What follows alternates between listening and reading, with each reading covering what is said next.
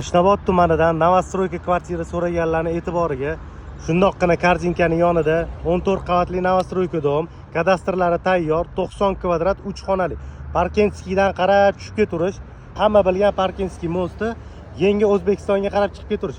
Ichkaridan obzorlarni ko'rsataman, to'liq ma'lumotlarni berib o'taman, ketdi. Manzarani qaranglar, tepa qavatdan ko'rinishini, shahar shundoq kaftdek ko'rinib turibdi. Yangi O'zbekiston bo'ladi. Xullas, oshxonasida turibmiz-da. Podyezddan shundoq kirib kelganda to'g'rida oshxona, do'q-kontrning kotel, batareyalarigacha qo'yilgan. Oshxona bilan mehmonxona studiya formatda qilingan. Xohlaylar, pergorodka tayyor. Shundoq urasizlar, alohida qilib olasizlar. Qaranglar.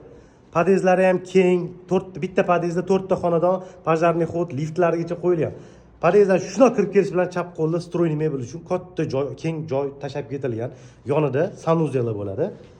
Uzun koridor, o'ng tarafda ikkinchi sanuzel, 2 ga 3 kengligida. Yurib kelarkanmiz, chap qo'lda bolalar uchun mo'ljallangan yotoqxona, yonida ota-onalar uchun mo'ljallangan yotoqxona, sababi buni ham ichida sanuzellari bor. 14 qavatli Novostroyka domi, 11-qavati 90 kvadrat metr.